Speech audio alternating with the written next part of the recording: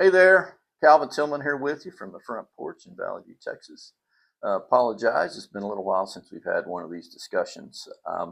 Today I would like to continue the conversation on Texans for lawsuit reform and the relationship with David Spiller, State Representative, House District 68. So as we mentioned in our last conversation, David had accepted over $100,000 from Texans for lawsuit reform. In exchange for that, he had voted for them basically 100% of the time in the last legislative session. So today we're going to talk about something that can bring in some emotions. There's a lot of emotions on either side of this topic, and that was the Ken Paxton impeachment during the end of the last legislative session. So Ken Paxton was impeached by the House of Representatives.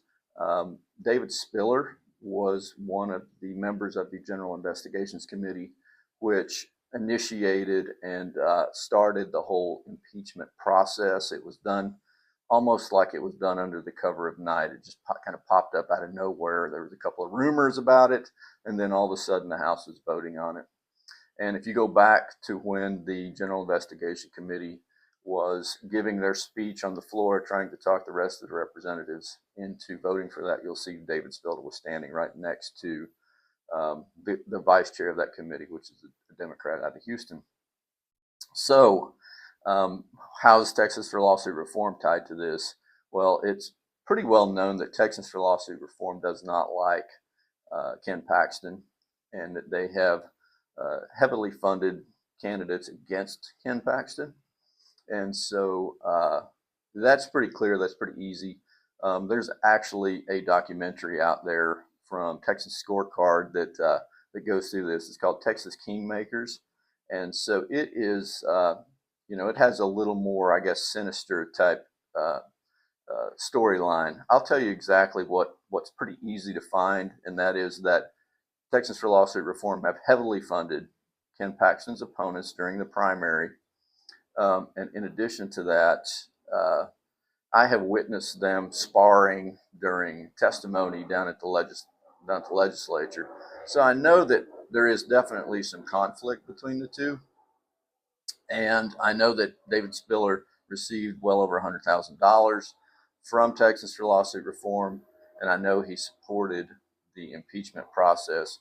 Now, when he came home after that impeachment process, we had a lot of questions for him. Well, when I say we, across the district was very upset about that.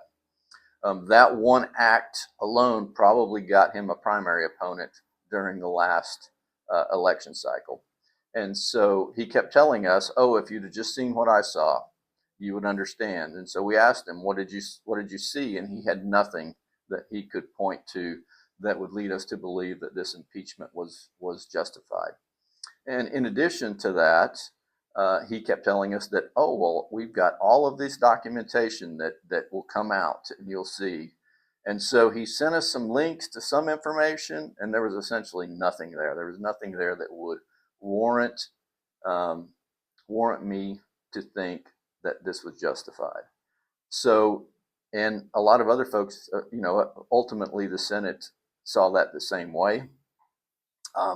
So this is just another example where David is representing the Austin Swamp and not the people of House District 68. And he should have known better than this. He should have known better, because Ken Paxton overwhelmingly won this district. And so it would appear that this was a mechanism to get Ken Paxton out of office versus something that was really a legitimate issue. So that is something to think about.